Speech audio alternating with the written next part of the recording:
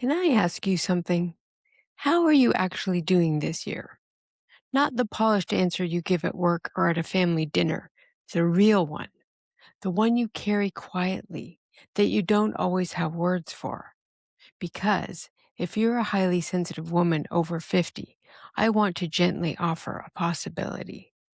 The reason this year has felt particularly intense, particularly exhausting, particularly relentless may not be anything you've done wrong. It may not be your mindset or some failure of willpower you need to sort out. It may be the year itself. I'm Esther Kane, psychotherapist with 30 years of experience working with highly sensitive people and an HSP myself. So when I talk about what it feels like to be a sensitive woman navigating this stage of life right now in this particular way, I'm not speaking from the outside looking in. I'm sitting right here beside you. If you haven't already watched my video on the exhaustion highly sensitive women actually experience, I want to invite you to do that either before or after this one. It goes hand in hand with everything we're going to cover today, and it will give you an even deeper understanding of what your nervous system has genuinely been carrying. I'll put the link right up here and in the description below. Before we go any further, I want to say something important.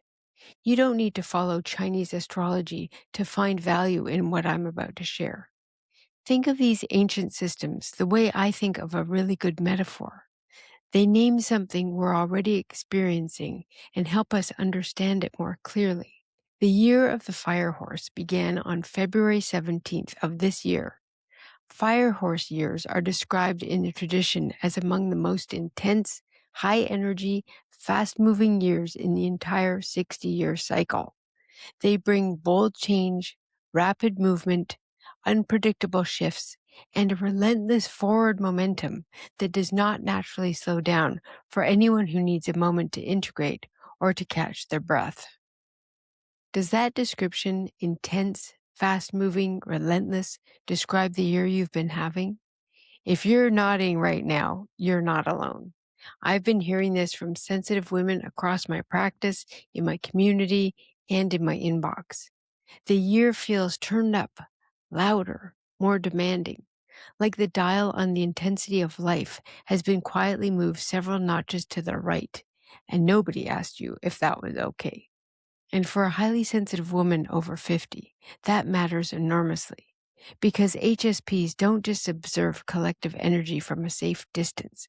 We absorb it. We process it.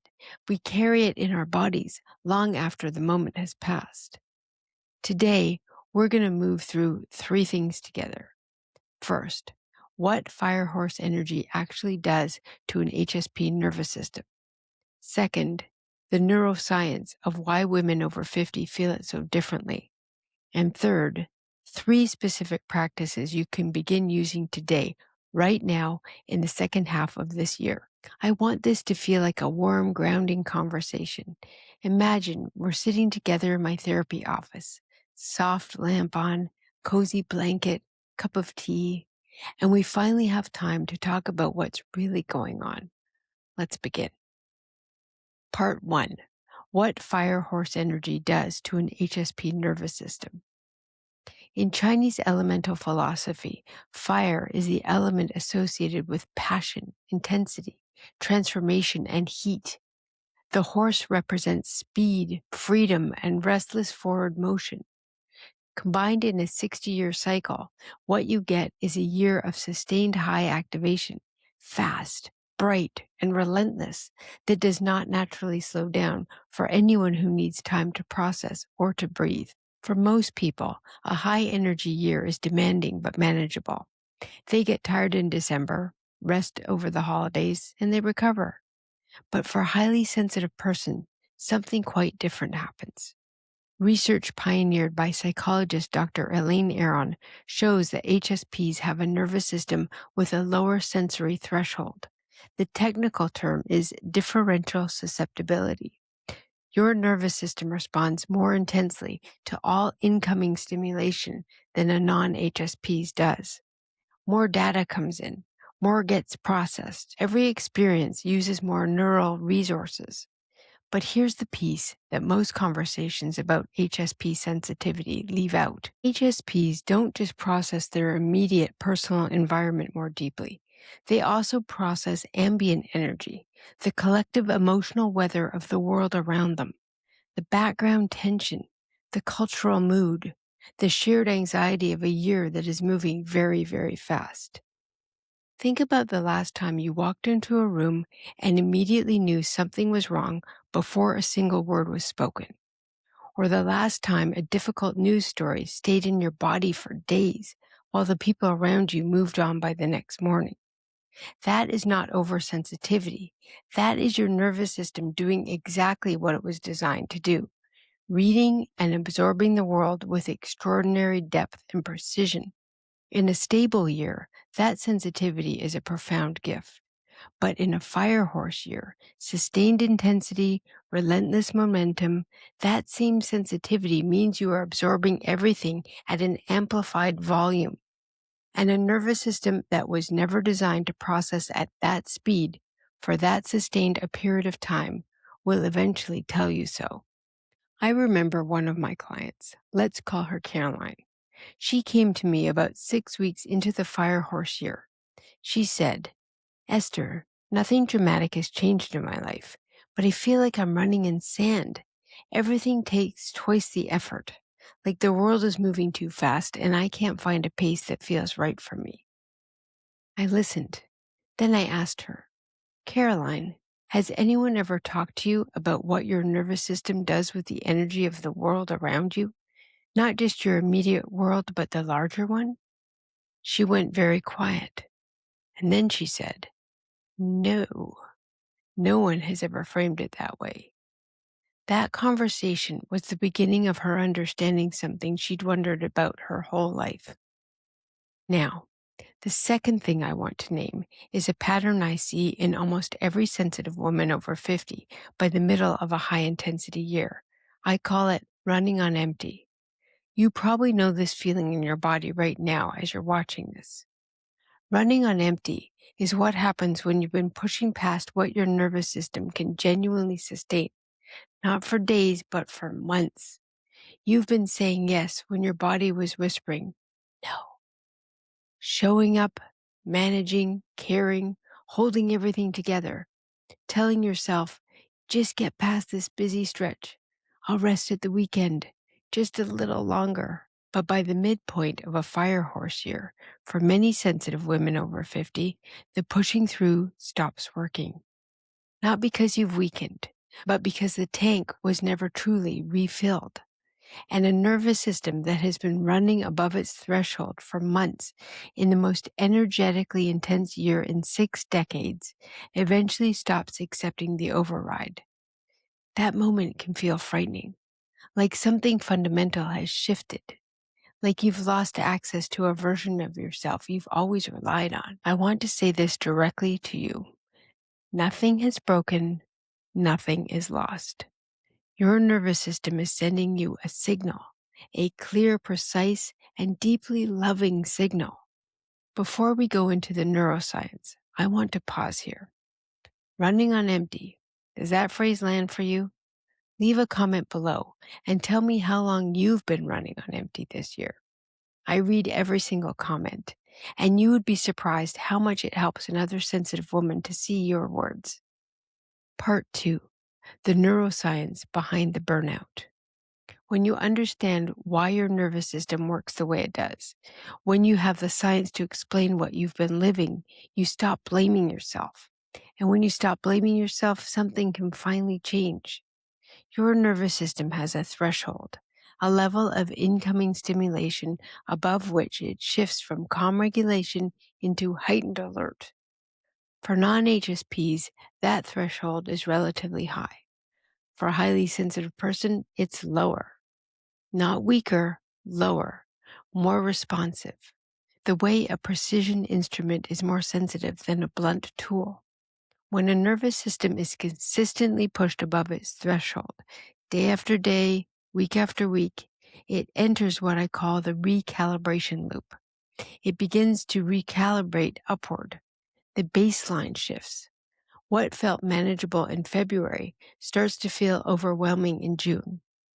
Stimulation you handled with ease at the beginning of the year now lands with a weight that surprises you. And the harder you push through it, the higher that baseline climbs. Many of my clients describe it like this: the volume got turned up and I can't find the remote. Now, here is where it becomes critically important for women over 50 specifically, because you have a second factor at play that almost no one talks about when they discuss HSP burnout. That factor is estrogen. We tend to think of estrogen as a reproductive hormone, but estrogen does far more than that. Among its many roles, estrogen directly supports the nervous system. It modulates the receptors for serotonin, your emotional stability neurotransmitter, and it supports GABA receptors, the ones responsible for quieting the nervous system, for turning the volume down when stimulation becomes too much. In practical terms, estrogen has been functioning for most of your adult life as a quiet and faithful buffer between your sensitive nervous system and the full force of the world, a natural shock absorber, a soft, invisible filter. And as you move through perimenopause and menopause, as estrogen shifts and declines, that buffer thins. I had a client, let's call her Renata, who came to me about 4 months into this year. She said, "Esther, I feel like someone removed my shock absorbers. Things I would have processed and moved on from, I'm carrying for days now. Everything lands harder. I have no idea where it ends." Then she looked at me and said, "Why is it getting worse?" I said, "Renata, I want you to hear this clearly. You are a highly sensitive woman, navigating the most energetically intense year in 6 decades without the hormonal buffer that quietly helped you manage your sensitivity for years. You are not going backwards. You are not falling apart. You are experiencing a convergence, a fire horse year meeting with a highly sensitive nervous system, meeting a significant hormonal shift, and your body is responding with complete biological accuracy." When she cried in my office that day, it wasn't about weakness. It was about a change nobody had explained to her. And that single understanding was the beginning of everything turning around. The convergence is real. The difficulty you're experiencing is real, and it is not permanent. You are not too old. You are not too sensitive. You are not broken. You are a finely calibrated instrument, navigating an unusually turbulent year during an unusually significant life transition. The fact that you feel it so deeply is not your weakness. It is the very thing that makes you extraordinary. Part 3. 3 practices for the second half of the fire horse year. Understanding is powerful, but understanding without practice is just very well informed suffering. So here are 3 specific practices grounded in the neuroscience we just covered that you can begin using today. Not abstract wellness advice, specific tools for your specific nervous system in this specific year. Practice 1, the somatic reset. The somatic reset is designed to interrupt the calibration loop that we talked about in part 2, where your nervous system has gradually shifted its baseline upward. This practice sends a direct signal that it is safe to come down. I'm going to guide you through it right now, 5 minutes, right here, together. If you can close your eyes, close them. If you need to keep them open, soften your gaze. Bring your attention to your feet, just your feet. Feel them on the floor or whatever surface they're resting on. Press them down gently and feel the ground pressing back. That is not nothing. That is the earth telling your nervous system you are held. Now, take a slow breath in through your nose, count to 4, and let it out through your mouth on a count of 6. The extended exhale activates your parasympathetic nervous system. It is the biological off switch for the stress response. Every time the exhale is longer than the inhale, You are directly signaling your nervous system, we are not in danger right now. Do that twice more. In for 4, out for 6.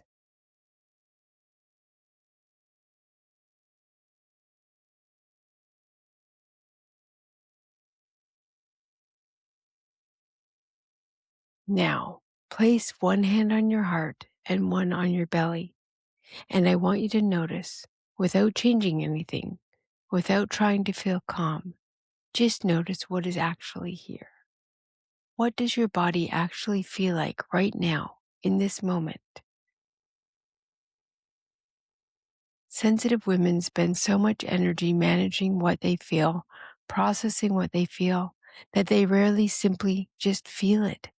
Just let it be here, without any agenda, without needing it to be different.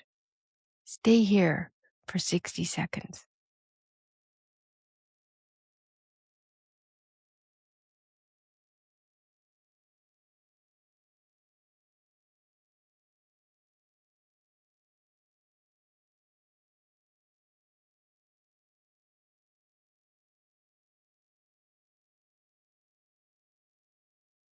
Take a breath. Let your eyes open gently. That is the somatic reset. 5 minutes. You can do this anywhere, in your car before work, at your kitchen table before the family wakes up, in a bathroom at a party when the stimulation has become too much. The more consistently you practice this, the more effectively it interrupts the upward recalibration. The fire horse pushes up. You press gently and deliberately back down. Practice 2, the sensory firewall. Let's call her Maya. She was a manager in a high-pressure team, absorbing the panic of her colleagues into her own nervous system and carrying it home every evening, unable to put it down. She said, "I feel like I have no skin, like everything just comes in and I have nowhere to put it." Does that sound familiar? What Maya and I worked on was building a daily proactive practice of deciding in advance what she was going to allow in and what she was going to redirect around herself. Not avoidance, not walls, firewall, selective, intentional, intelligent. Here's what it looks like practically. At the beginning of each day, before you open your phone, before you check your email, before the world gets its hand on your nervous system, spend 3 minutes asking yourself one question. What is my sensory budget today? Meaning, based on my sleep, my health, my emotional state right now, how much can I genuinely absorb today without going into deficit? Some days, the honest answer is quite a lot. Other days, very little. I'm already running near empty, and today is a day for conservation. The sensory firewall means you honor that answer. You make decisions about what you consume, who you spend time with, what conversations you engage in, based on what you actually have, not what you think you should be able to handle. This is not weakness. This is resource management, treating your nervous system with the same intelligence you would apply to any other finite and precious resource. Highly sensitive women are some of the most capable, compassionate people I have ever had the privilege of knowing. And so often, their exhaustion comes not from a lack of strength, but from a refusal to acknowledge that even the strongest system has limits. The sensory firewall is a daily reminder. You do not have to absorb everything. You are allowed to say, "Not today." Practice 3. Rest as strategy, not reward. The third practice is perhaps the most radical thing I'll say in this entire video. Rest is not a reward for finishing your work. Let me say that again because I know how many of you need to hear it. Rest is not a reward for finishing your work. Rest is strategy. For highly sensitive women over 50 in a fire horse year, rest is infrastructure. It is the foundation everything else stands on. I often remind my clients, rest is not optional for HSPs. It is maintenance, the way you maintain a precision instrument. By the end of this week, I want you to schedule 1 hour of genuine rest into your calendar. Not sleep, not productivity disguised as rest, not scrolling your phone. Real rest. A warm bath, a slow walk somewhere quiet, sitting in your garden with a cup of tea, and permission to do absolutely nothing. Put it in your calendar the way you would put in a medical appointment. Because for a highly sensitive woman in a fire horse year, that is exactly what it is. And notice what comes up when you try to do this. Notice the guilt, the voice that says, I should be doing something useful. I don't deserve to just sit here. That voice is not wisdom. That voice is what happens when a sensitive nervous system has been running above its threshold for so long that stillness has started to feel dangerous. The antidote to firehorse energy is not harder effort. It is deeper anchoring, learning to be so rooted in yourself, in your body, your breath, your inner quiet, that the speed of the world around you can no longer sweep you away. You are not meant to be jostled. You are meant to be anchored. Let me close with something I mean from the bottom of my heart. The fact that you feel this year so deeply is not a flaw in your design. It is the design. Your sensitivity is not the problem. It's the very thing that allows you to feel beauty, to love deeply, to understand others in ways that leave them feeling genuinely seen. But that gift asks something of you in return. It asks you to care for the instrument that carries it, to treat your nervous system not as an obstacle to be overridden, but as a living, breathing, profoundly wise part of you that is always trying to tell you something. If today's conversation resonated with you, I want to invite you to do 3 things. First, if you haven't already, please subscribe and hit the notification bell. I make these videos especially for highly sensitive women, and every single one is free. Second, leave a comment below. Tell me, which of the 3 practices are you going to try first? The Somatic Reset, the Sensory Firewall, or Rest as Strategy? I would genuinely love to know. And third, if this video has helped you today and you feel moved to support this work to help me keep making free content for sensitive people, there is a donation link in the description below. It is completely optional and never expected, but even a small contribution goes directly toward keeping this content alive and accessible to every sensitive woman who needs it, regardless of what she can afford. You are not alone. You are not too much. You are wired differently, and there is profound wisdom in that wiring. Until next time, take good care of your sensitive soul.